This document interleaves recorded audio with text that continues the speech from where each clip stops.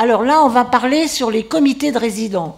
Donc les comités de résidents, pendant très longtemps, ils ont été tolérés, plus ou moins. La grève des foyers Sonacotra, la Sonacotra a bien été obligée de les accepter. Les différents gestionnaires, s'ils voulaient avoir un petit peu de répondants dans le foyer, ils ont été obligés de les tolérer. Mais en fait, on a des comités de résidents légalisés depuis très peu de temps.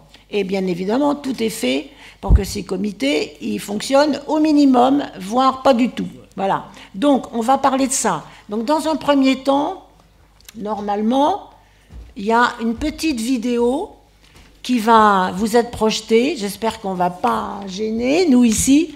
Alors, la vidéo, elle est projetée par rapport à une toute petite enquête de Michael sur le foyer Pasteur à Montreuil, qui a été fait hors plan de traitement des foyers de travailleurs migrants, décidé par la mairie de l'époque, dirigée à l'époque par Dominique Voynet, et le foyer Bachir Souni à Montreuil, qui a été le premier foyer réhabilité selon les besoins et les vœux des résidents et des comités de résidents de l'époque, et ça a été le seul foyer réhabilité dans ces conditions-là, avec la bénédiction, si je puis dire, de la CILPI, de M. Rebuffel, qui était à l'époque délégué général de la CILPI, la commission interministérielle du logement des populations émigrées, qui a été créée à l'occasion pour piloter le plan de traitement, ça s'appelle un plan de traitement, il fallait trouver le mot.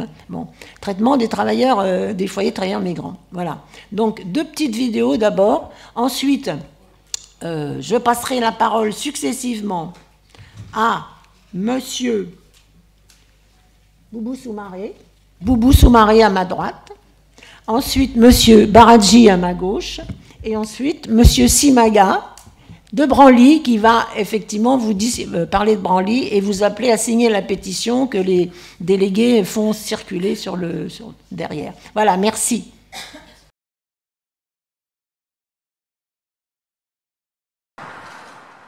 Si on sort du métro Mairie de Montreuil par l'escalator et on monte la rue Pasteur devant la caserne des sapeurs-pompiers, on trouve assez vite 2 bâtiments, côte à côte, séparés par une grande cour intérieure. Il s'agit, côté façade en tuiles rouges, d'une résidence sociale qui loge 193 habitants de l'ancien foyer Nouvelle-France. Et du côté du bâtiment en bois, un ensemble de bureaux abritant des ONG et des associations de développement. Dans la résidence sociale, la première chose qu'on remarque, ce sont les boutiques. Pas d'atelier clandestin caché sous la cage d'escalier ici.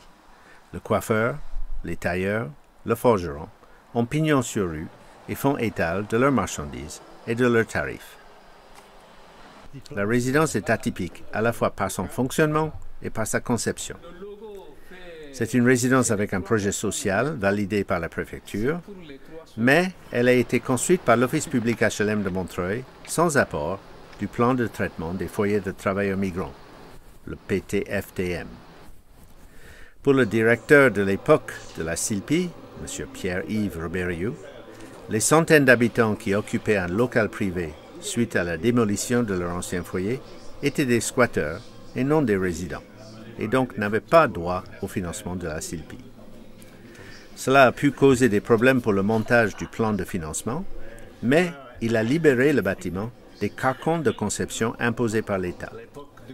Le bâtiment est occupé depuis décembre 2015 et il a été conçu en collaboration entre l'OPHM, un cabinet d'architectes, l'association de gestion pour loger et les représentants des résidents. Voici un de ces représentants. Donc ça équivaut à le comité de résidents, grosso modo? Voilà, c'est pour le comité de résidents, oui. Le jour que, même s'il n'y a pas toi, il y a l'autre qui suit le rôle. Je me présente, M. Zoukoura Yeli, membre des délégués du foyer et président du restaurant du Nouveau Centenaire. Nous allons vite parce que dans ce colloque, nous n'avons pas beaucoup de temps. Au rez-de-chaussée, après avoir traversé la cour avec son arbre, on entre dans une spacieuse entrée où on trouve le bureau du gestionnaire. À côté de ce bureau, se trouve le bureau de l'association des résidents, l'équivalent, dans d'autres structures, du bureau du comité de résidents. Les deux bureaux sont séparés par des WC ouverts au public. Ici? Voilà, Michael, nous on a des toilettes collectives qui est pour nous, tout le monde. On fait les ablutions là-dedans, des toilettes handicapées. Bon, que nous on n'a pas accès, sauf si un handicapé vient, le gardien lui donne la clé pour qu'il va être accès. Bon. La grande salle de réunion est à droite et est divisée couramment entre deux espaces, un espace de prière et un espace de réunion et de formation. On ne peut pas entrer avec les chaussures, mais la salle de prière, voilà, c'est vaste. D'accord. C'est beaucoup vaste. Hein? Je fais un petit tour. Avec les chaussures. Voilà.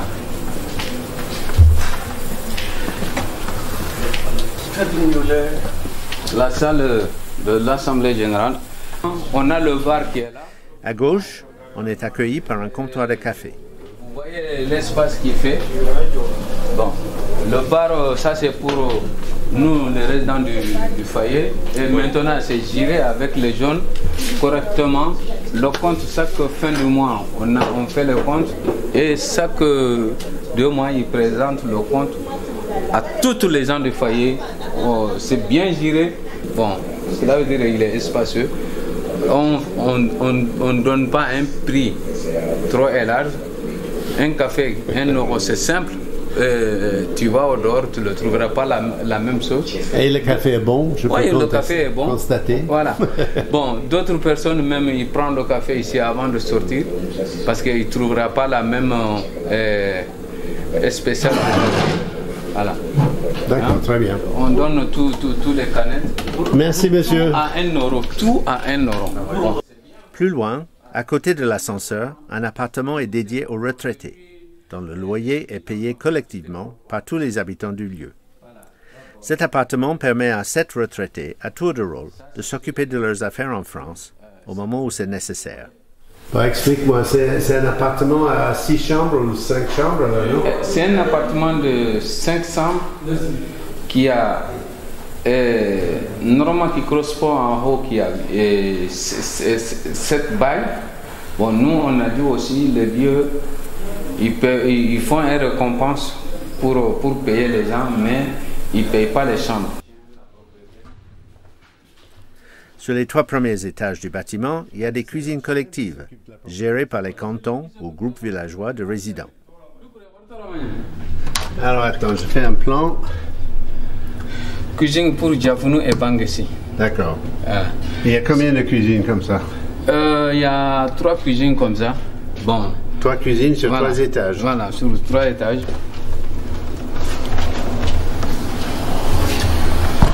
Bon, là maintenant, on est à la cuisine de Djafounou. Bon, c'est pas encore nettoyé ce matin, mais quand même, vue de vision, c'est quelque chose qui est propre. Bon, on est d'accord avec HLM parce que depuis un moment, ils ont arrêté le contrat de nettoyage des façades, mais là maintenant, ils viennent de valider qu'ils vont venir nettoyer obligatoirement. Et le joyau de l'affaire, un restaurant extrêmement lumineux qui sert des plats entre 11h et 20h. Comme on a vu dans l'appartement des vieux, la plupart des chambres sont organisées en unités de vie autour de salons assez spacieux pour accueillir de petites réunions de famille. Bref, ici, il a été prouvé que dans la France d'aujourd'hui, il est possible de concevoir, financer et construire un bâtiment qui prend pleinement en compte la demande de ses habitants pour une vie collective et solidaire. C'est juste une question de volonté politique. Parce qu'en réalité, quand on regarde, ce n'est pas un travail qui est fait pour aujourd'hui et qui est fini aujourd'hui. On a fait un travail qui va finir à peu près, nous, l'immigration, peut-être d'ici en 30 ans, ça va finir. Mais quand même, il faut laisser quelque chose de propre. Hein, pour les futurs qui vont venir, qui le trouvent propre.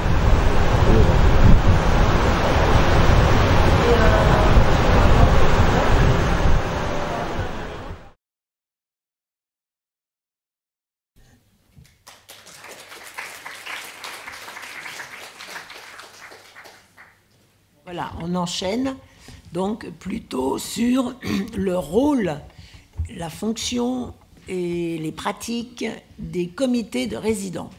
Alors, Boubou, à toi la parole. Bonjour toutes et tous. Voilà, bon, comme Mme Peteton vient de présenter, bon, moi je m'appelle Boubou Soumaré et je suis le président de la coordination des foyers des plaines communes et Pantin depuis 2013. Bon, j'ai été aussi résident du foyer, j'ai été aussi président du comité des résidents. À ces jours, je suis toujours militant, personne ressource pour les délégués des foyers. Donc, la question de Mme Peteton, c'est quoi le rôle du comité? D'abord, je vais dire que les comités des résidents, c'est la colonne vertébrale du foyer. Voilà, la colonne vertébrale. Aujourd'hui, cette colonne vertébrale est cassée par les gestionnaires. Parce qu'ils font tout pour que ce comité n'existe pas. Ils font tout pour que ce comité ne fonctionne pas. Ils font tout pour que ce comité soit privé des droits. Ils font tout pour que ce comité n'ait pas accès aux dossiers, qui sont légitimes, aux procès-verbaux, aux protocoles, ainsi de suite. Donc, aujourd'hui, le rôle du comité, je ne peux pas tout citer, parce que c'est énorme. Le comité des résidents, déjà, c'est élu par la loi. Mais sauf que les gestionnaires, ils ne l'appliquent pas. C'est écrit noir sur blanc, mais ce n'est pas appliqué. Alors, les résidents, tout simplement, ils ne peuvent pas faire bouger cette loi sans qu'elle soit épaulée par les parlementaires, par les décideurs, par les décisionnaires. J'ai rebondi pour saluer Madame la députée de nous avoir donné l'occasion de venir s'exprimer devant cette assemblée, qui est vraiment un endroit exemplaire. Je n'ai jamais imaginé un jour que j'allais venir à l'Assemblée nationale française pour parler devant un public. Mais aujourd'hui, la réalité est là. Je vous remercie infiniment. Bon. Alors, le rôle du comité de résidents, c'est déjà, pour les gestionnaires, c'est la croix de distribution. C'est la croix entre les résidents et les gestionnaires. Mais ce n'est pas que ça seulement.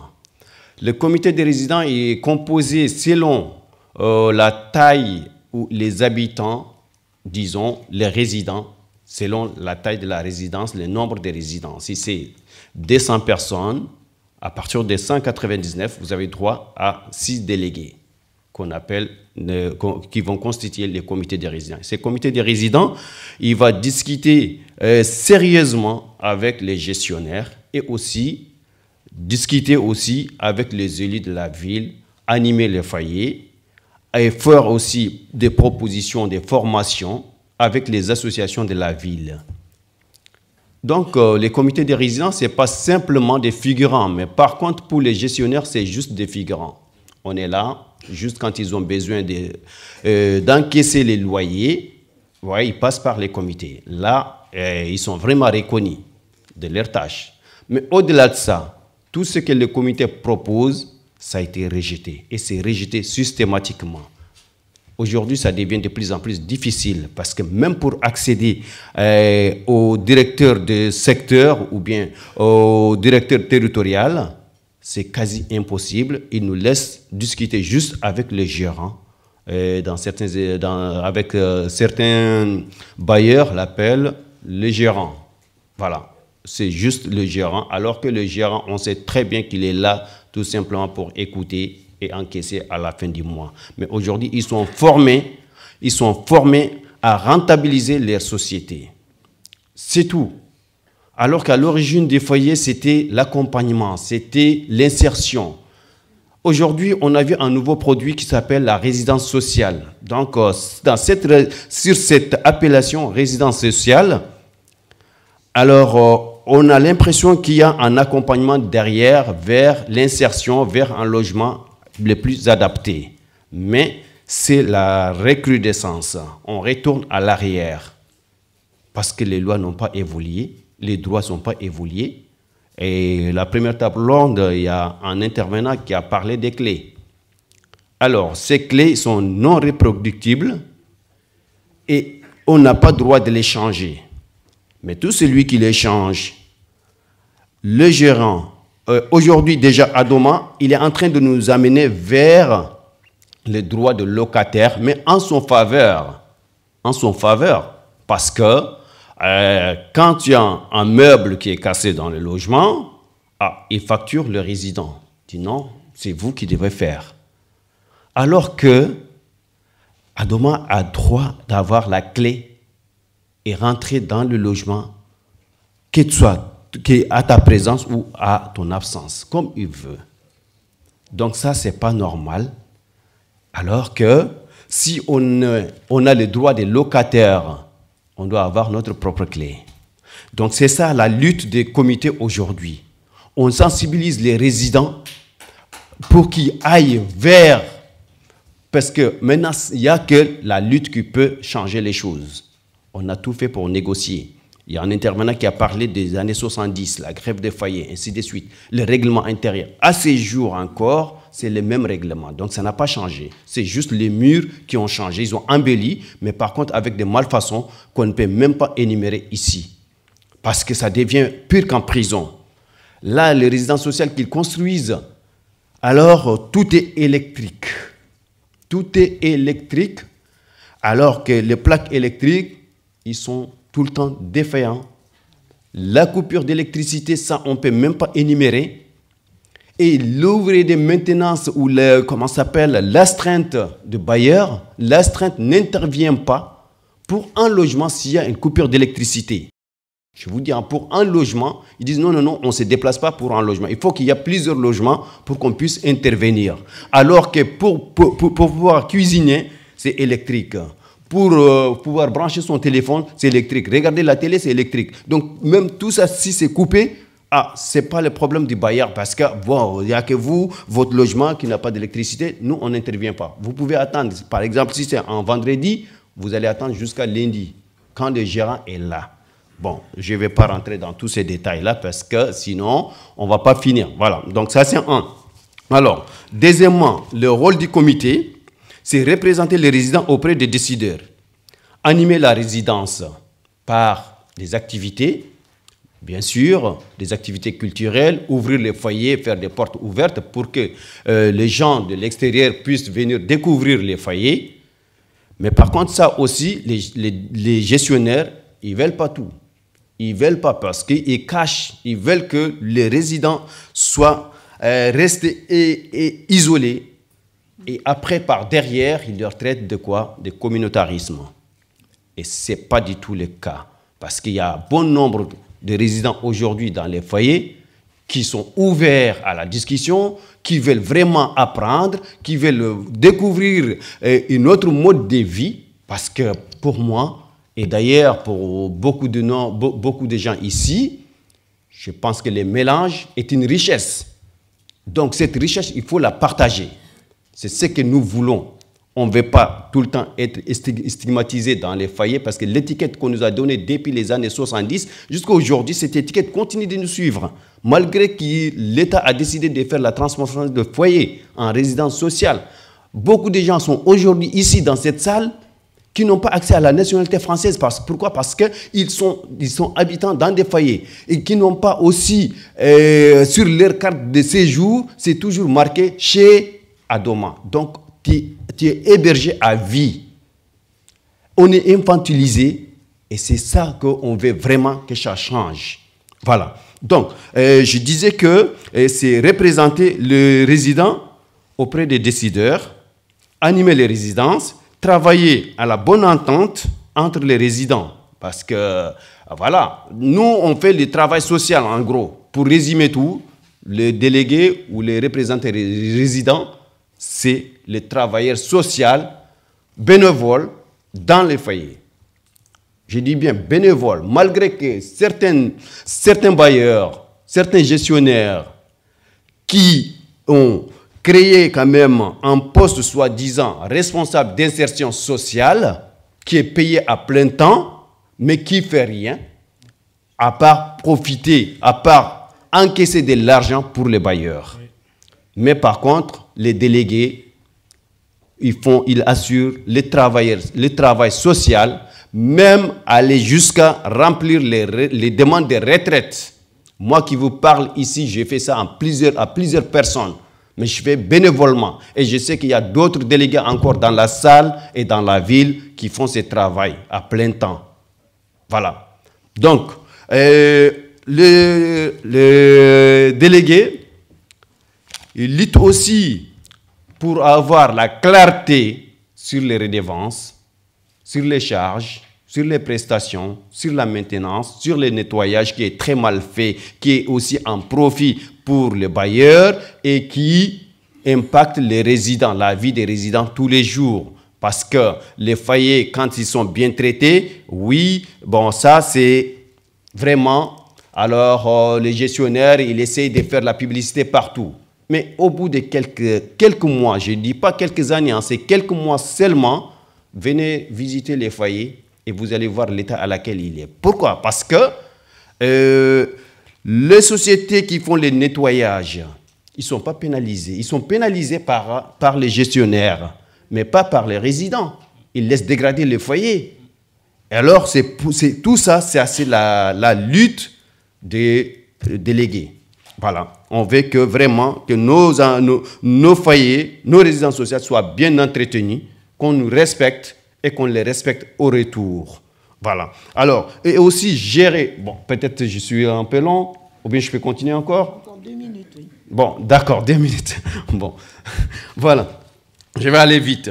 Alors, les redevances qu'on ne voit jamais les détails et qu'on a tout le temps demandé d'accéder aux détails des redevances. La redevance, c'est quoi? C'est composé de quoi? La prestation des draps. Cette prestation des draps que les résidents, ils peuvent témoigner, hein, qu'ils ne bénéficient pas de cette prestation, à part qu'ils le voient sur leur quittance de loyer. Bon, d'ailleurs, il y a même pas, on ne sait même pas combien on paye. Voilà, on ne sait même pas combien on paye. Mais ce qui est sûr, c'est payer, c'est compris dans le loyer, même si tu ne changes pas tes draps. Donc tout ça, aujourd'hui, on veut vraiment que ça change. Ce n'est plus de l'hôtel meublé. On n'est plus des enfants.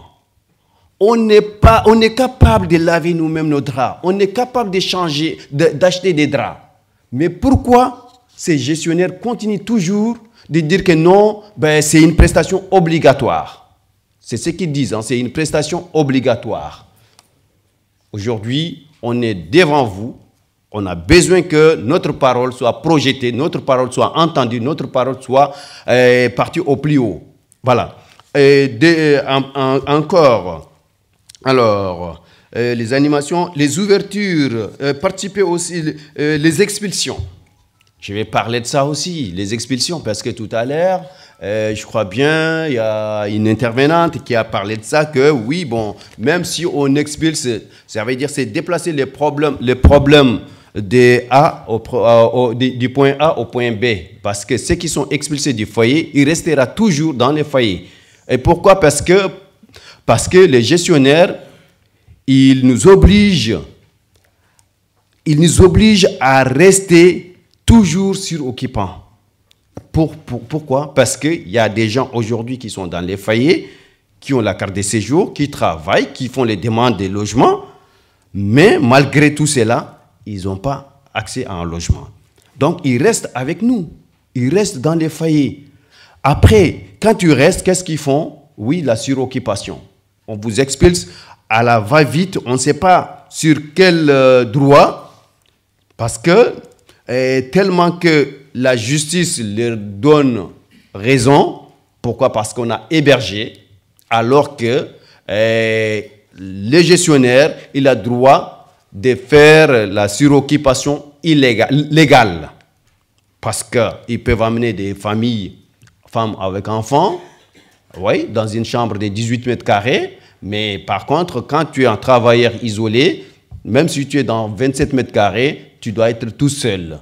S'ils trouvent un matelas, donc ils t'expulsent. Ils trouvent que plusieurs paires de chaussures, ou bien qui ne sont pas de même taille, donc ça veut dire que vous avez un suroccupant. Mais il y a quelque chose qui ne va pas. Il y a quelque chose qui ne va pas. Donc, mes 2 minutes, je vais m'arrêter ici. Je voulais vraiment aller plus loin parce que mon ventre est rempli. Voilà, bon, mais sauf que je ne peux pas tout dire en 5 minutes ou bien en 10 minutes. Voilà, encore, je vous remercie beaucoup de m'avoir écouté et on espère que ça change, on veut que la loi change. Merci. Merci Boubou. Bon, je passe la parole à Baradji, qui a aussi un ventre bien rempli, je crois. Bonjour à toutes, bonjour à tous. C'est M. Baradji Mamadou, je suis le président de la coordination du foyer Koalia, délégué au foyer Courbevoie. On remercie les organisateurs et nos partenaires historiques, le COPAF, qui nous a aidés, qui nous a ouvert beaucoup de portes depuis des années, qui sont toujours là pour nous.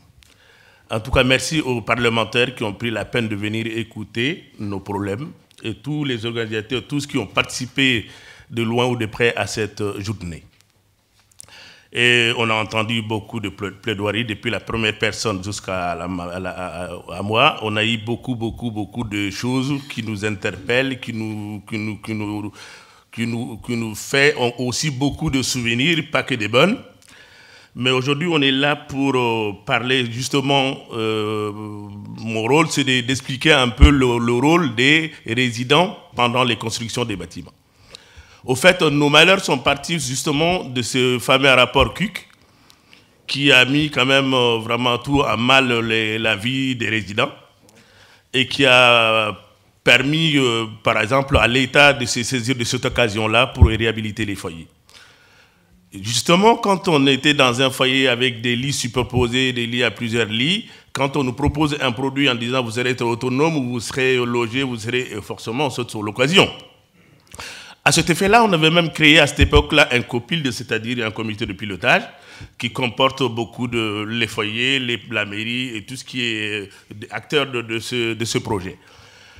Et ce comité de pilotage permettait aux résidents d'exprimer leur choix. Parce que quand on prend les foyers, c'est les HLM, c'est les hôtels, c'est les châteaux, chaque population a une vie, a un besoin spécial à exprimer. Donc forcément, ces comités de pilotage étaient utiles. Sauf que nous, on était des figurants. L'enveloppe était déjà faite, le projet était déjà plié. Donc on n'a jamais vu la couleur de ces discussions-là. Deux fois, s'ils sont gentils, ils se contentent de venir une projection, avec des promesses, des salles collectives ou des cuisines, et dans la prochaine projection ou dans les prochains plans, on n'y voit plus rien. Donc on n'a plus qu'à dire oui, mais non. Sauf que le plus frappant, c'est que ceux qui assistent à ces comités de pilotage, à ce plan, à l'élaboration de ces projets-là, ils ont vu des modifications par rapport aux plans initiaux, par rapport aux demandes, ils ne tiennent pas compte. Et arrivé à la fin, qu'est-ce que nous disons aux résidents? On est censé d'aller édifier les résidents, d'aller les expliquer, d'aller donner leur compte rendu, leur souhait aux décideurs. Sauf qu'avec les va-et-vient qui ne servent à rien, finalement, les résidents, ils disent, bon, ben, vous ne servez à rien. Sauf que le problème ne vient pas de nous. Le problème vient vraiment d'un plan de traitement qui ne disait pas son nom parce qu'il y avait un plan B derrière. Le plan B, c'était au finish de vider les foyers de leur population initiale parce qu'ils ont visé d'autres populations. C'était ça qu'on n'a pas vu venir. Et depuis ça, on sait que tout de suite qu'on a compris que vraiment l'idée de reloger les résidents, ce n'était pas leur priorité. C'était de récupérer les foyers. Et c'est ce qui s'est passé, c'est ça la réalité. La preuve aujourd'hui, tout le monde l'a expliqué aujourd'hui, dès qu'il y a un petit problème, tous les moyens sont bons pour virer un résident. Dès l'élaboration du projet, ils dégraissent la mammouth, c'est-à-dire que de 50, de 300 ou 400 personnes, on se retrouve à la fin du projet à 150 personnes. Donc, ils trouvaient les moyens toujours de virer les gens. Donc, ça, c'est le point aussi que c'était un échec pour nous, une déception pour les résidents, parce qu'on ne trouve pas déjà nos comptes par rapport à ce plan-là. Ce n'était pas ça qui était prévu. Donc finalement, ça a été un échec et aussi un premier problème entre les résidents et les décideurs, et les bailleurs et tout ce qui sont autour de ces projets-là. La seconde chose, on s'est confronté tout de suite à la qualité des produits.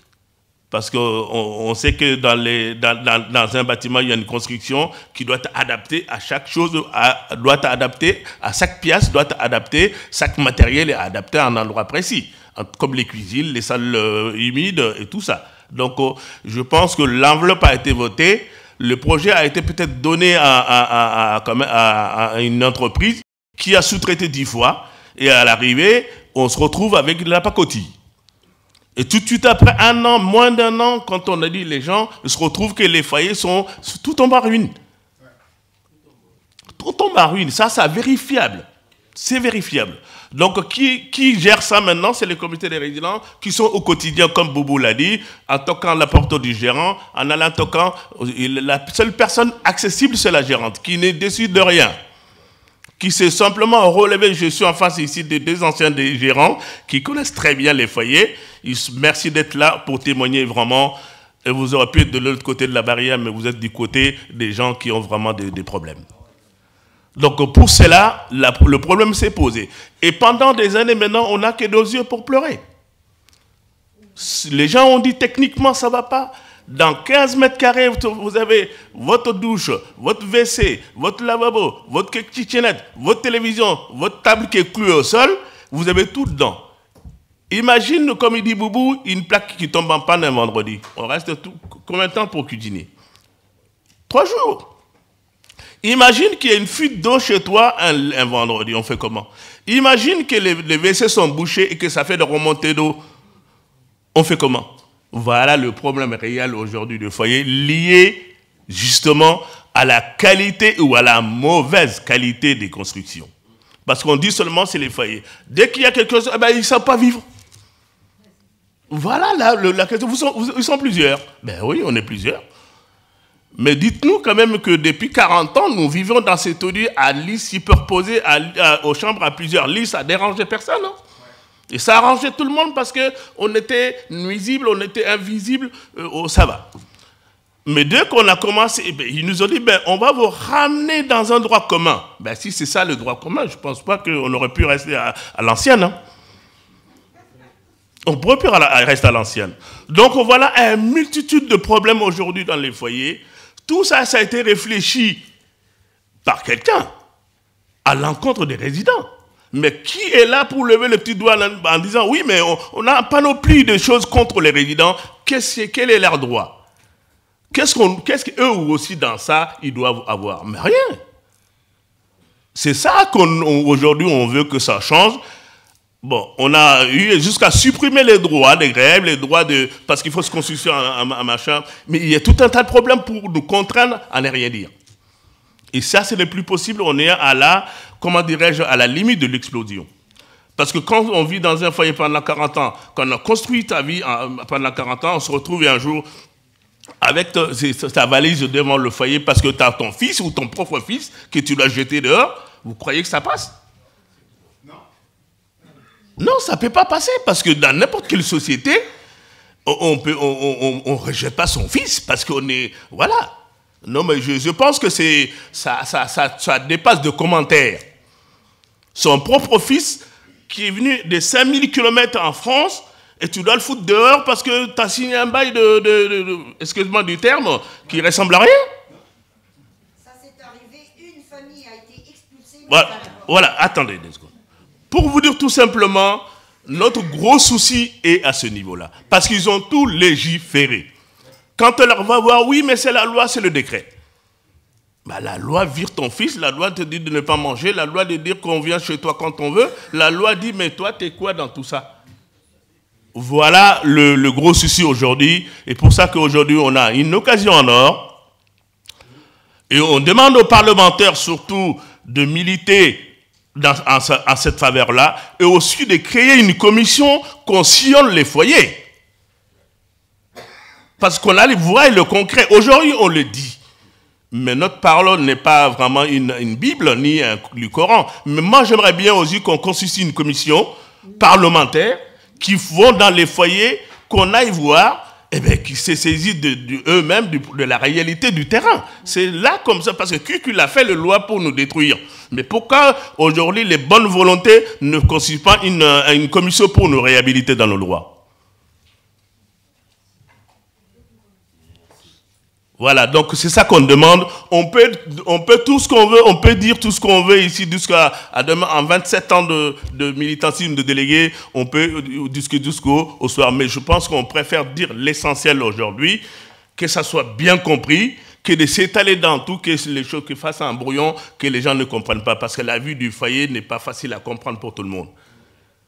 Les délégués, les pauvres, ils font ce qu'ils veulent, ils font ce qu'ils peuvent. Mais aujourd'hui, tellement on est face à un mur, on a l'impression de ne pas exister, et ça crée des histoires entre nous et les résidents.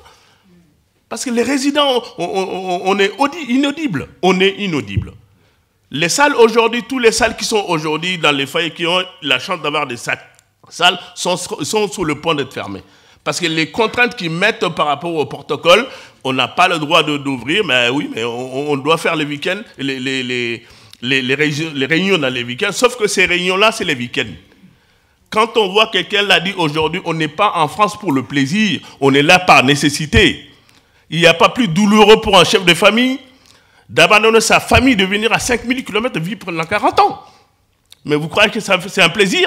Mais avec tout ça, si on est traité comme moins que rien, et ça fait encore mal.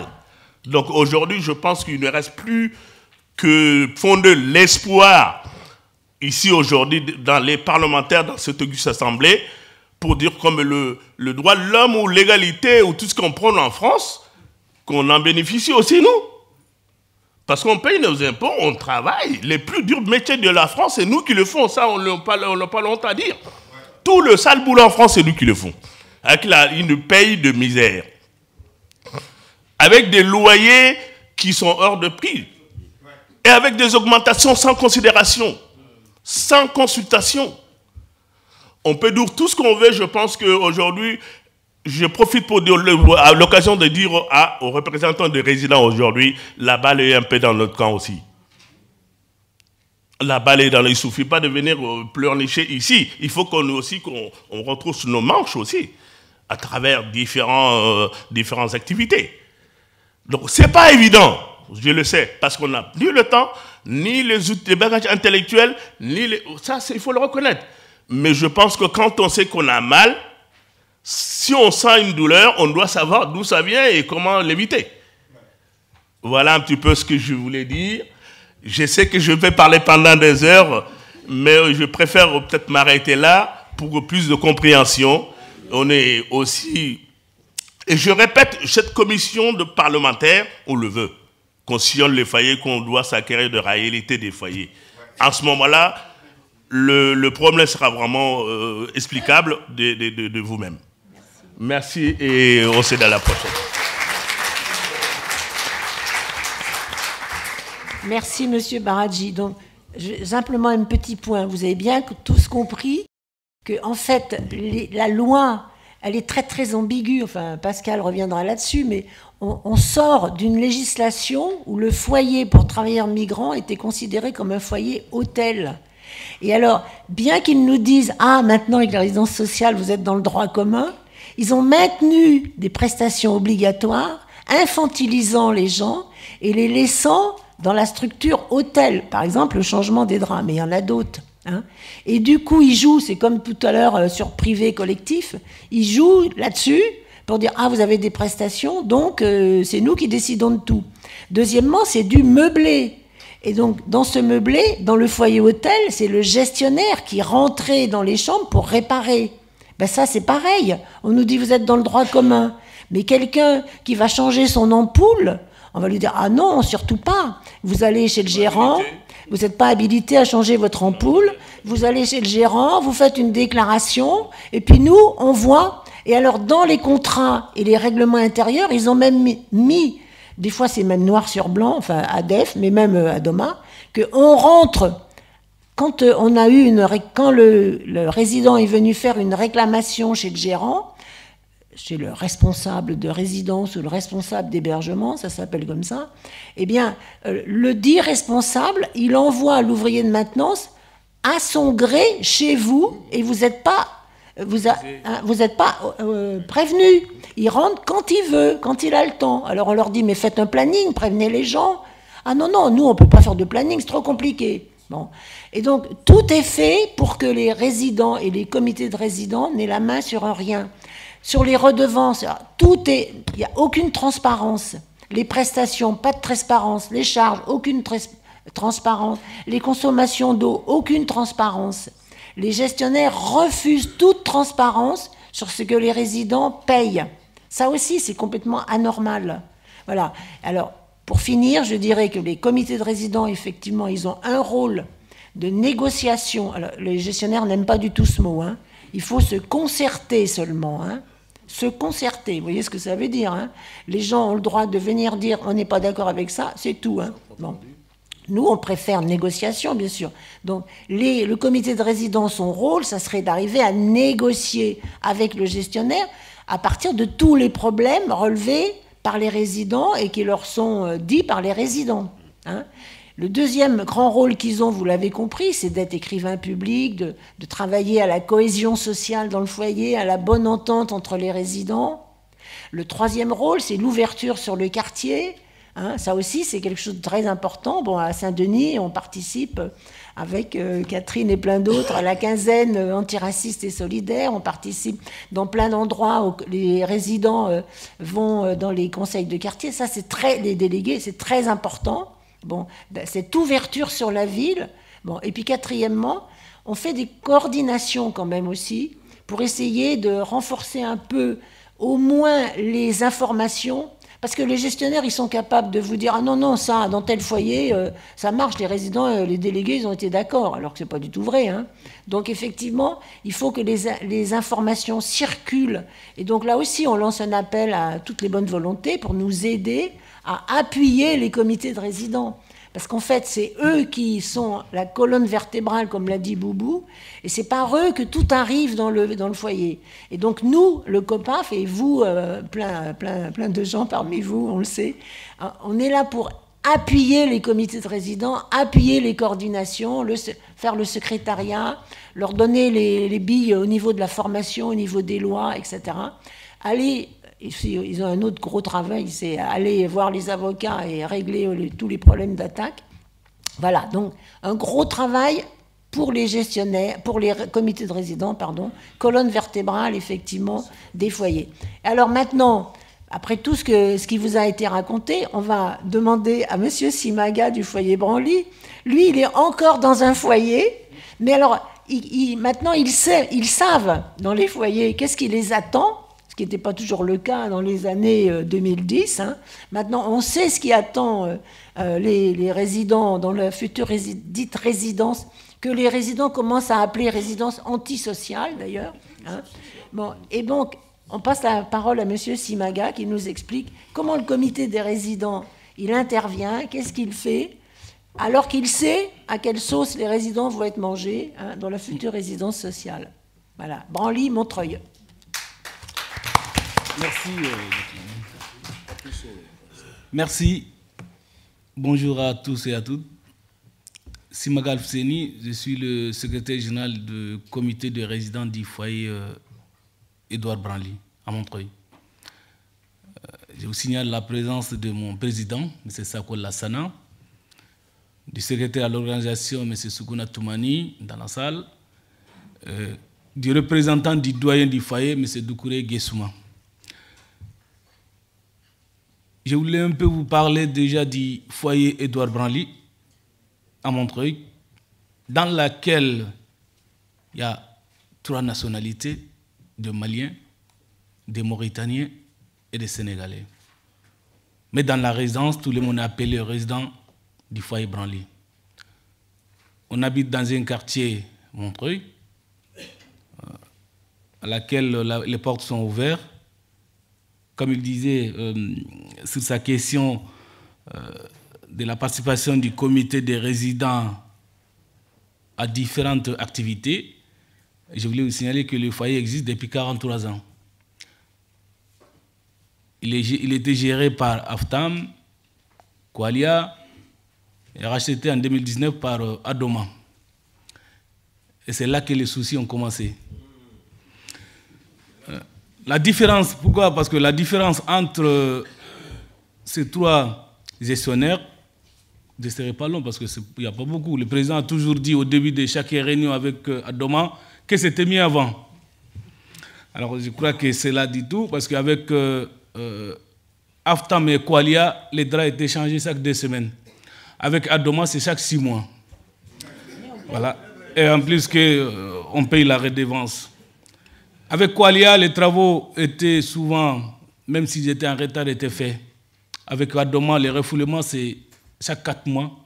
Et depuis 6 mois, je crois que certaines ont témoigné aujourd'hui lorsqu'ils ont pris un café au cafétéria du foyer, qu'un habitant du quartier a expliqué que ça fait 1 an, il faut marcher dans l'eau pour prendre son café. Alors, maintenant, le foyer est transformé en une résidence sociale. Vous savez comment on a appris ça? Lorsque le comité a demandé une réunion d'urgence sur le refoulement dans 5 chambres dans la résidence, et le refoulement commence à envahir le parti commune. On a demandé une réunion d'urgence avec les gestionnaires. Au début de la réunion, ils ont commencé à nous expliquer, bon, de toute façon, le foyer est transformé en résidence sociale. C'était en juin 2020, après le Covid, à peu près quelques mois. Alors, on a toujours dit qu'on n'était pas contre la transformation du foyer, mais on a des doléances aussi. Mais parlons d'abord de ce qui se passe. Que ça fait 5 mois que dans 4 chambres, on ne pourra plus rentrer à cause de refoulement. Les fuites d'eau. Alors, dans votre rapport, vous nous parlez que l'eau va être comptabilisée. Et ça fait 1 an qu'on a des fuites d'eau partout pour nous faire croire que l'eau est gratuite. Comment vous pourrez venir nous dire aujourd'hui dans la nouvelle résidence qu'on a droit à 70 litres par jour? Alors, oui. Les négociations ont pris dans une certaine tension. Je n'allais pas dire dans une attitude un peu comme on était tenu, parce que du fait qu'on fait partie nous ne sommes que de gens à laquelle on décide à notre absence. La première doléance était, nous voulons participer au comité de pilotage, parce que c'est notre future résidence, ce qui nous a été refusé catégoriquement sur place. Or que c'est notre future résidence, ça nous a été refusé. On avait demandé, on avait expliqué, parce que les gestionnaires étaient tous invités à tous nos événements qu'on organise dans les quartiers, 2 salles collectives. Je parle de la nouvelle résidence. 2 salles collectives. Ça nous a été refusé catégoriquement. Or que c'est à partir de ces salles qu'on organise, qu'on mette en place des comités qui vont organiser les fêtes des quartiers, les fêtes des associations, le repas du quartier, qu'on prenne avec l'existence. Je crois qu'il nous a même fait un courrier dans lequel il porte tout son soutien, il témoigne tout son témoignage sur le rôle du foyer dans les quartiers. Ça nous a été refusé parce que c'est la loi qui vous impose, il faut avoir 49 mètres carrés, on va mettre un cloison, en plus ces 49 mètres carrés, il y aura le bureau du comité. Bon, nous aussi on a compris que nos doléances ne seront pas prises en compte. Et à l'Assemblée, on a organisé l'Assemblée générale en boycottant la mousse. Parce qu'on n'avait pas d'autres armes. On sait qu'avec Adoma, on n'est jamais écouté. C'était antidémocratique parce que comment on pourrait aller décider à la place d'une personne, comme il avait dit le président, nous ne sommes pas des enfants, nous sommes responsables. Nous ne sommes pas aussi des gens à part, c'est des gens qui payent tous les impôts, qui participent à tous les événements au développement socio-culturel du quartier. Alors, on a décidé de boycotter la mousse. Après un certain temps, une négociation, ils ont accepté que les 2 salles, d'accord, les 2 salles, vous aurez 2 salles collectives, mais sur tous les autres doléances, ce n'est pas possible parce que c'est la ville qui ne veut pas que vous participez au comité de pilotage. On a pris rendez-vous avec Mme Donis de la SILPI, qui a quand même pu faire bouger un peu les choses. Il faut en témoigner. Et lors d'une réunion avec la ville aussi jette la responsabilité sur les gestionnaires, que non, c'est Adoma qui ne veulent pas que vous participiez. Alors nous, on a dit dans ces cas, pourquoi pas d'organiser une réunion entre les 3 gestionnaires, les 3 parties, le comité des résidents, la ville et Adoma.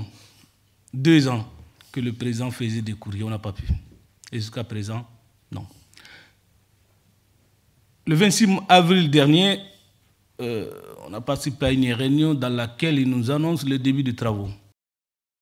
Le président a demandé qu'on représente 193 résidents. Laissez-nous aller apporter la nouvelle aux résidents. Après l'Assemblée générale, les résidents ont demandé si nos doléances n'ont pas été prises en compte, nous, on ne va pas soutenir le début des travaux. Avant de recevoir le compte rendu, parce qu'on demande toujours le compte rendu qu'on n'aura jamais, avant de recevoir le compte rendu de la réunion du 26 avril, qu'est-ce qu'on reçoit par lettre recommandée? C'est comité 1er juin, début des travaux, 30 avril, fermeture du parking. Alors, les lettres recommandées, la politique d'Adoma, c'est de ne pas accepter les lettres recommandées à la direction territoriale. Toutes les lettres recommandées ont été retournées. Malgré qu'on avait des preuves, parce qu'on a envoyé aussi des mails, on avait des réponses de certains collaborateurs qui nous ont dit, bon, on va transférer les mails à la direction. Le 30 mardi dernier, tôt le matin à 6 h, comme le collègue Boubou disait, nous sommes des travailleurs qui se lèvent tôt le matin pour aller travailler. À 7 h, on a eu des coups de fil que les gestionnaires, au lieu de venir sur la table de négociation avec des agents de sécurité, 4 agents de sécurité et des maîtres chiens. Pourquoi? Parce que pour bloquer les foyers complètement et nous intimider. C'était mardi dernier. Tout ce qui sort avec leur voiture, parce que déjà on a un parking, parce que ça faisait partie aussi de nos revendications pendant les travaux, le maintien d'une parking provisoire qui, à la dernière minute, il dit, bon, vu l'état actuel dans les quartiers, je n'ai pas pu avoir une parking provisoire, alors chacun se débrouille. Et le matin, si vous sortez avec votre voiture, vous ne pourrez plus retourner, le foyer était bouclé.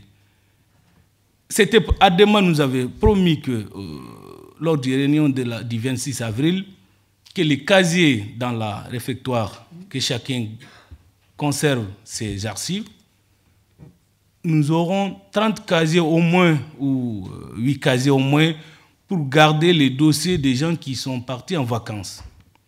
Je crois que chacun a vu dans le communiqué du COPAC qu'est-ce qui est devenu ces dossiers, des gens qui ont travaillé pendant 40 ans, des dossiers d'état civil. Vous avez pu voir dans les photos qu'est-ce qu'ils ont devenu. Alors, voilà sur laquelle les gestionnaires répondent à nos revendications. Les doyens du foyer pourraient en témoigner, envoyer un appel à tous les résidents. Gardez vos sang-froid.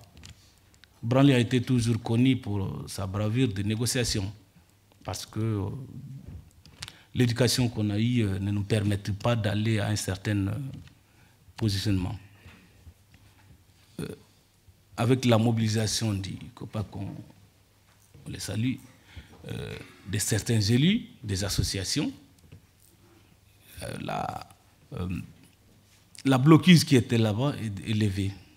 Ce matin, on a eu un rassemblement au foyer, même s'il y a eu encore des pressions parce que la police a débarqué, comme si... et à la fin, l'entreprise a profité de nos absences lorsqu'on a invité tout le monde à aller prendre un café pour commencer à prendre le lieu. Voilà. Bon, grâce à la mobilisation du COPAF et des associations et des élus et des membres du quartier, ils ont pu partir. Alors, pour conclure, aujourd'hui, ce que nous on demande aux élus, c'est de nous soutenir. car ce qui a demandé les gestionnaires nous fait suivre, c'est antidémocratique. Comme il a dit le président Bathily, c'est un honneur pour nous d'être écoutés, parce que ça ne faisait pas partie de la culture du gestionnaire, d'écouter des gens qui payent 9 mètres carrés 640 € sans service. Vous vous rendez compte? Des gestionnaires, si vous avez un problème dans votre chambre ou dans un lieu public, à 16 h le vendredi, il faut attendre le lendemain mardi pour qu'au moins on puisse vous répondre. Nous demandons aux élus, à tous les acteurs, qui ont le moyen de changer la loi. C'est la loi. Parce qu'à chaque fois qu'on intervient, à chaque fois qu'on parle des droits humains, qu'est-ce qui nous explique? Non, c'est la loi qui nous impose. Pour conclure, je vais vous donner l'histoire de monsieur qui habitait au foyer depuis 43 ans, qui a participé à l'inauguration. Dans un an, il va se retrouver dans la rue, parce que les surmineurs n'ont pas été pris en compte par Adoma ni par la ville. Merci infiniment à tous. Et merci de nous avoir écoutés.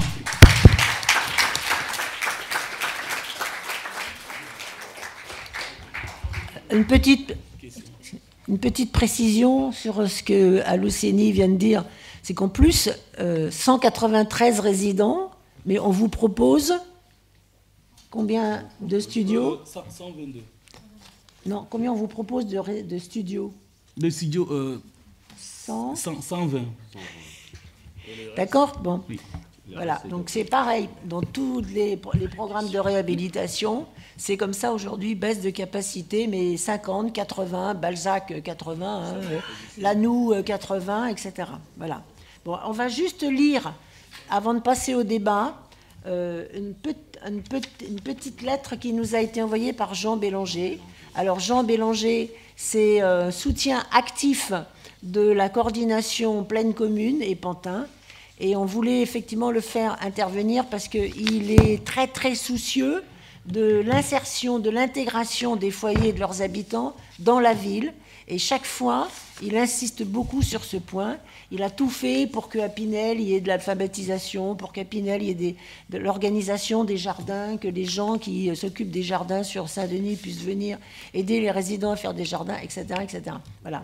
Donc, Boubou est chargé de lire la lettre de Jean Bélanger. Ensuite, on passera au débat, mais alors, ça sera un peu rapide. Bon. Bon, je vais vous lire la lettre de Jean Bélanger. 1er juin 2023. Colloque pour le respect des droits des résidents des foyers et résidences sociales. Contribution de Jean Bélanger et VTC, Ensemble Vivre, Travailler et Coopérer, et CGT de Seine-Saint-Denis. Chers amis, ma santé ne me permet pas d'être avec vous ces jours importants où vous êtes rassemblés pour la défense et l'obtention de vos droits avec le COPAF et de nombreux soutiens. Permettez-moi tout simplement par l'intermédiaire de notre ami et frère Boubou Soumaré de saluer les participants, mais surtout de rendre hommage aux délégués, ceux d'hier comme ceux d'aujourd'hui, qui dépensent beaucoup d'énergie pour défendre vos droits. Malgré les difficultés et trop souvent la solitude, car il est difficile de convaincre, difficile de discuter avec ceux qui se découragent. Pourtant, ce n'est qu'en étant ensemble, rassemblés, que l'on peut gagner, obtenir nos droits et les défendre. La cohésion des résidents, des travailleurs immigrés et du plus grand nombre est indispensable, mais il faut aussi, et c'est l'essence dans des carrefours de ces colloques, être présent dans la cité. C'est faire entendre des politiques, des associations, des droits de l'homme et des syndicats. Être présent dans la cité, c'est interpeller les élus de tous bords, obtenir des rencontres en mairie, au ministère, en préfecture. C'est prendre des responsabilités dans les municipalités, faire entendre notre voix dans le syndicat, les unions locales et départementales, les fédérations professionnelles. Il est anormal que nous ne soyons pas présents dans ces instances. Nous devons prendre notre place dans l'organisation des politiques de la ville et des quartiers, notre place dans la vie culturelle, dans les échanges internationaux? Qui connaît le nombre des associations qui ont été créées dans l'Afrique subsaharienne? Qui connaît les sommes versées par les travailleurs immigrés et leurs associations des villageoises? Ces sommes sont supérieures à la coopération officielle versée par les pays d'accueil. Merci à vous et à vos délégués qui ont osé affronter les sociétés gestionnaires de vos foyers et résidences sociales. Elles ont changé leur statut juridique des sociétés publiques à but non lucratif à sociétés capitalistes à but lucratif. Cherchant avant tout à faire du bénéfice avec leurs locataires plutôt que de leur rendre service et les écouter. Bref, nous avons besoin les uns des autres, unis pour obtenir des droits égaux à l'échelle du monde. Voilà une des tâches que nous pouvons gagner ensemble. Jean Bélanger. Merci. Bonjour, Angelo Pascolini. J'étais salarié pendant 25 ans. La première association s'appelait Sundiata, pour ceux qui l'ont connu, Sundiata Nouvelle, Aftam et Coalia désormais. Donc j'ai roulé un petit peu ma bosse dans ce monde. Ce que je voulais dire, c'est que la lutte des résidents via les délégués, mais d'une manière générale, les résidents, c'est notre lutte à nous, en tant que salariés. J'étais délégué syndical. Après le rapport Cuc, avec Daniel qui est à côté de moi, nous avons créé une section syndicale sud solidaire à Sundiata, parce que justement, nous étions complètement atterrés, je veux dire, par ce que nous avions lu, entendu, etc., etc. Et donc, bon, ce que je voulais dire, c'est que le rôle des délégués du personnel, c'est un lapsus, mais c'est ce que je voulais dire. Le rôle des délégués des résidents, c'est exactement comme celui des délégués du personnel. Moi, je fais la comparaison entre les deux.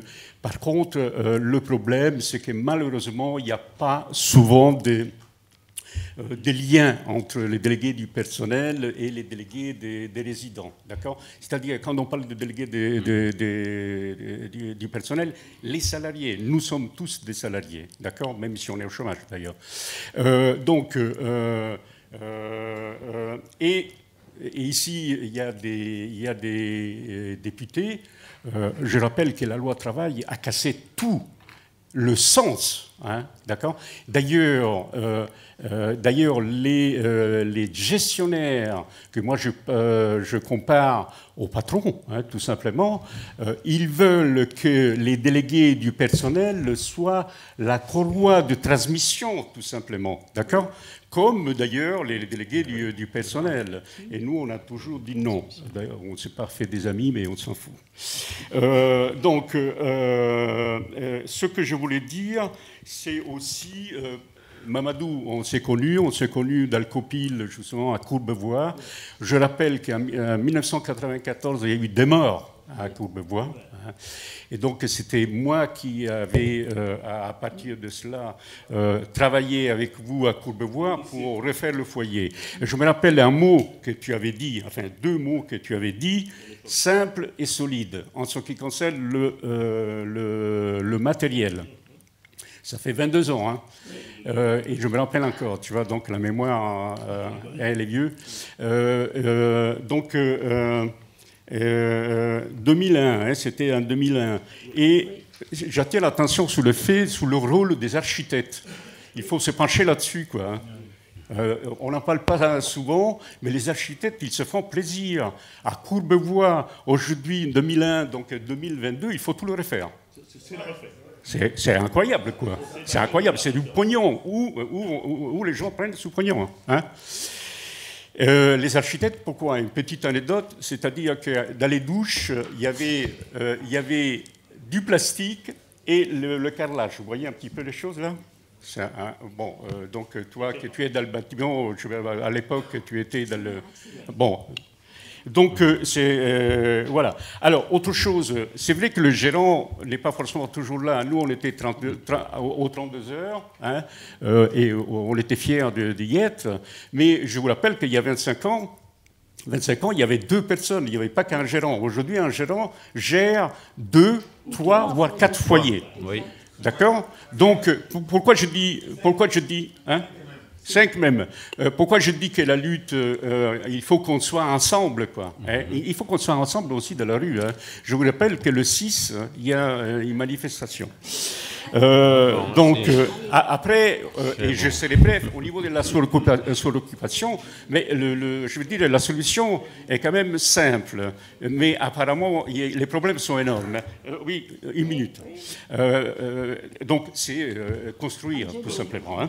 Donc, et la dernière chose, et c'est pas forcément quelque chose de bien, mais moi, quand on a mis en place les résidences sociales, à l'intérieur de moi-même, je n'ai jamais parlé de ça. Mais pour moi, c'était la fin des foyers des travailleurs. C'est clair. La fin. Merci. Oui, bonjour tout le monde. Je remercie les organisateurs de ce colloque, les députés. Je me présente, Karim Younes, président de l'association DDLS, Droit à la dignité du logement social, et président aussi, par ailleurs, du comité des résidents au sein d'une résidence sociale à Thiers. Donc moi, déjà, tout d'abord, nous sommes dans une annexe de l'Assemblée nationale, et quand même, il est saisissant d'observer que le pacte républicain, liberté, égalité, fraternité, est drôlement malmené. Hein. Et je rappellerai aussi qu'être un être humain est une condition suffisante, normalement, pour être traité dignement. Bon, faut-il rappeler ces évidences? C'est quand même effrayant. On parlait, il y a des termes qui ont été utilisés, prisonniers, effectivement. Quel crime aurions-nous commis pour être traités comme des prisonniers? 9 mètres carrés, d'ailleurs, je crois que les prisonniers, c'est 10 mètres carrés. Hein. 9 mètres carrés. Donc, moi, on a tout dit, hein, c'est Coalia, ADEF, Adoma. C'est plus ou moins les mêmes dispositifs, avec les traitements différenciés quand même, parce qu'au sein de ma résidence, on est un petit peu mieux traité. Et je vous expliquerai pourquoi. On s'est organisé. On a affaire à des marchands de sommeil. Le prix du mètre carré, il est à plus ou moins 10 euros. Vous faites 10 euros multiplié par 9, c'est 90 euros. Vous me parlez de 600 euros. Il y a quand même déjà un gros sujet là sur lequel on pourrait travailler. Où va l'argent ? Donc, moi, mes questions sont les suivantes. Donc, on sait très bien que ce dispositif sont racistes, discriminants, oppressants. Ils dominent, ils soumettent, et au bout du bout, ils humilient. Donc, de quelle façon, vous, les présidents de comité de résidents, vous vous prévalez du DALO ? Parce que moi, je suis un peu surpris quand même. Il y a des gens qui sont au sein de ces résidences depuis 30 ans, 40 ans. Mais je veux dire, il y a le droit au DALO. Il y a la possibilité de se prévaloir de ce droit. Donc, quels moyens vous mettez en œuvre pour pouvoir faire valoir ce que de droit ? Comment vous vous faites accompagner dans vos luttes ? C'est-à-dire, est-ce que là, il y a des députés qui sont parmi nous, mais au sein de vos circonscriptions, de quelle manière vous vous rapprochez des conseillers municipaux, de monsieur le maire, des députés, afin qu'ils vous accompagnent auprès du préfet pour effectuer vos signalements? De quelle manière aussi vous vous prévalez du projet social? On n'a pas parlé du projet social, mais c'est quand même le contrat qui organise la relation des résidents avec le bailleur. Dès lors que le résident ne respecte pas le projet social, il faut le dénoncer. Donc moi, je reviendrai directement sur la méthode que j'ai mise en place pour pouvoir obtenir ce que de droit au sein de la résidence sociale. Je me fais accompagner par notre députée Rachel Keke, qui est de la 7e circonscription du Val-de-Marne. On a mis en place un collectif. Ce collectif est composé au collectif qui se nomme la CCML, collectif contre le mal logement, composé de la LDH, du MRAP, de SOS Racisme, du DAL, un soutien de la Fondation Abbé Pierre.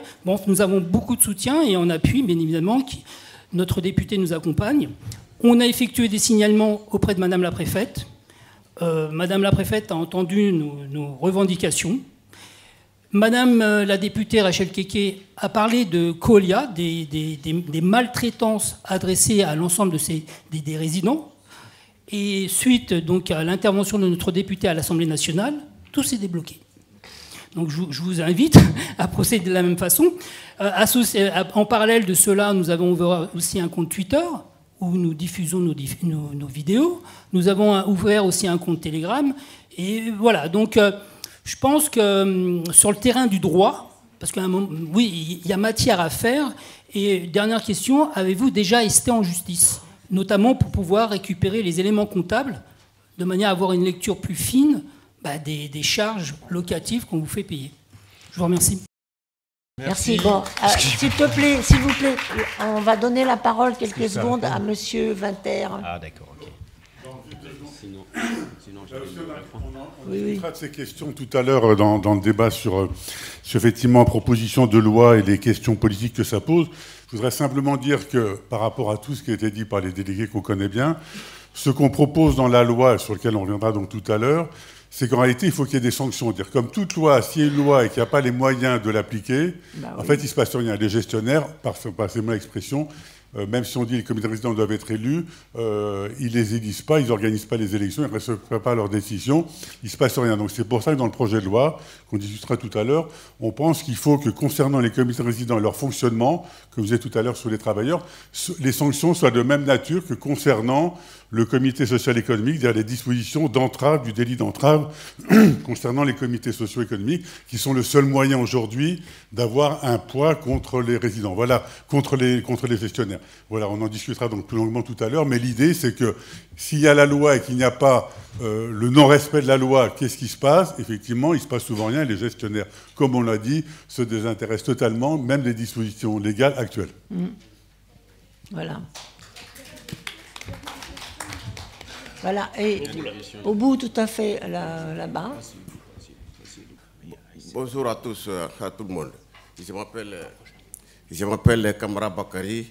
Bon, je n'arrive pas à ce que les collègues ont dit. Bon, moi je veux vous présenter seulement parce que Adoma, il refuse de distribuer nos courriers. Bon, moi j'ai travaillé à l'hôpital. Bon, le médecin du travail il m'a mis à inepte. Bon, le patron a dit qu'il ne peut pas me reclasser. Bon, moi j'attends l'entretien de licenciement. Bon, j'ai été convoqué, la preuve il est là. La poste a envoyé toutes les preuves. À demain, il ne met pas les courriers dans les boîtes. Ils disent que s'il n'y a pas les numéros de chambre, il ne met pas. Moi j'habite là-bas plus de 35 ans. Bon, tous les résidents, ils ont leur nom dans l'ordinateur. Il y a une feuille devant l'ordinateur. Bon, les noms sont affichés sur toutes les boîtes. Bon, Adama dit qu'il ne met pas les courriers dans les boîtes tant qu'on n'a pas mis les numéros de chambre. Bon, moi, je n'ai pas eu ces recommandés-là. Bon, quand le patron m'a licencié, j'ai contesté les licenciements. Bon, le patron m'a envoyé tous les preuves. Il a envoyé tous les preuves. Bon, je suis allé au bureau pour montrer à Adama. Pourquoi vous n'avez pas mis ces avis de recommandés dans ma boîte? Ils ont dit que parce que le numéro de chambre n'est pas marqué. J'ai dit, mais il y a mon nom dans l'ordinateur. Plus de 35 ans, j'habite là. On se connaît. C'était le directeur adjoint de Adama Memo qui a remplacé les gérants à cette période-là, mai 2022. Bon, il n'a pas mis le courrier dans les boîtes. Bon, il a dit, il ne met pas. Bon, ça, plus qu'un an, nous on vu comme ça. Il y a des collègues, ils sont irradiés par l'ANP parce qu'ils ne trouvent pas leur convocation. À demain, ils ne mettent pas le courrier. On a manifesté, rien. Bon, moi j'ai dit aux collègues, on va voir, il y a un bureau ici à côté de place Falguer. On a pris les paniers parce qu'il met tous les courriers dans les paniers, il ne met pas dans les boîtes. On a pris les paniers, on est parti voir les IC pour prendre un rendez-vous. Bon, si les IC ne peuvent pas faire quelque chose pour nous, ils peuvent nous orienter quand même. Bon, on est parti là-bas. Il y avait 3 filles à l'accueil. Bon, on on s'est présenté, bon, on a... Le problème de courrier, Ouais. de distribution de courrier, qui est à la fois la faute de la poste et à la fois la faute du gestionnaire. C'est la faute du gestionnaire. Il faut que ça soit bien libellé, sinon les postiers, ils mettent ça un peu n'importe où. C'est la faute d'Adoma. Ça, c'est un des rôles de notre comité de résidents, d'essayer de trouver des solutions, justement. Bonjour tout le monde, je me présente, je suis Sissoko Bakari, président du comité de résidents de Boulogne. 3 bâtiments, 344 résidents officiels. J'ai un peu d'expérience parce que j'ai eu 3 gestionnaires. J'ai eu Aftam, j'ai eu Qualia en 2011 et aujourd'hui j'ai Adoma en 2018. Donc moi je pense qu'il y a beaucoup de gens qui s'en souviennent du problème de Boulogne. En 2016, on a eu un incendie criminel, il y avait un mort, il y avait plusieurs blessés. Donc aujourd'hui, Adoma est venu, il a pris la gestion en 2018. Lorsqu'il prenait la gestion en 2018, depuis il prenait la gestion en 2018, donc c'est le maire et le sous-préfet et Adoma qui ont fait une réunion. Ils ont pris la gestion avec la dette. Et nous, on n'est même pas au courant de cette dette.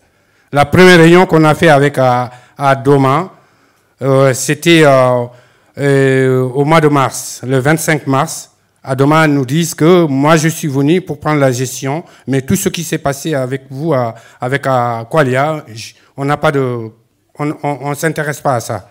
2 semaines plus tard, et puis Adoma, il réclame la dette, la dette que on avait avec Qualia. Donc c'est maintenant on est parti, on paye les loyers, mais on refuse de payer la dette parce qu'il y avait un mort, il y avait des blessés graves, mais il ne prend pas tous en compte. Il prend que l'argent, qu'eux, ils ont acheté l'argent. On a demandé, notre avocat Pascal a demandé, vous avez acheté l'argent, vous pouvez acheter à 1 million, à 500 000, à 1 euro symbolique. Mais la grande surprise, ils ont acheté cette dette à 1 euro symbolique.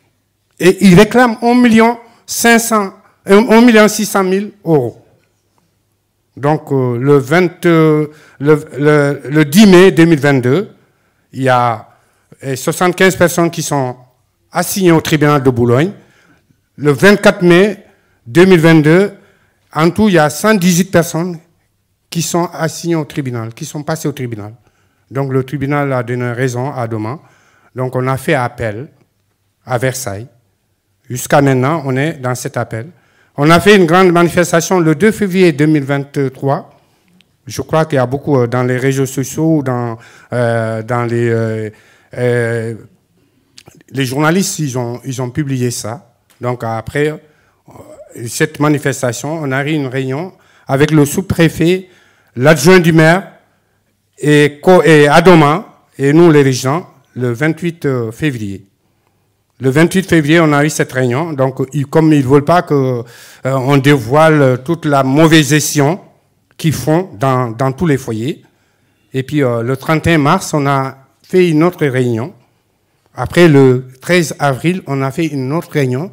Le 24 mai, on a fait une grande réunion à la mairie de Boulogne, en présence des services sociaux du département, qui nous a présenté un FSL pour les gens qui ont droit à ça. Donc, moi, je crois que tout ce qui a été dit, et les députés, ils peuvent nous soutenir, et les associations, et que des gens de bonne volonté. Mais le gros problème aujourd'hui, c'est nous, les résidents. Parce que s'il y a une mobilisation, il faut se mobiliser. Tu ne peux pas avoir ton droit et rester assis. Donc, on voit tous les jours les gens qui viennent de bonne volonté, qui viennent nous aider. Mais on sait que les gestionnaires, aujourd'hui, je dis quand même, c'est Sarkozy qui a dit, c'est des gestionnaires, maintenant, c'est des voyous. Parce qu'ils ne respectent pas les lois.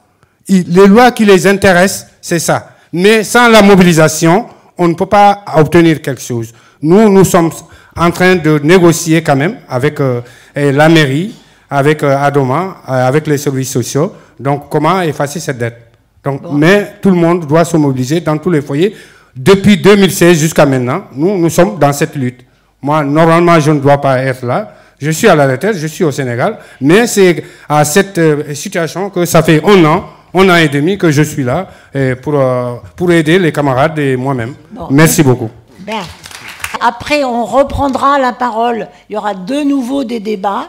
Donc, c'est important qu'on passe la parole à la troisième table ronde. Alors, on va simplement ajouter sur le rôle du comité de résidents, bien sensibiliser les résidents, bien savoir les mobiliser, savoir organiser des résistances, effectivement avec les soutiens, les syndicats, aller voir les maires, aller voir les... bien sûr, mais tout ça, on pourrait donner plein d'exemples de ce qui s'est passé, des manifestations, des rassemblements, des blocages, hein, etc.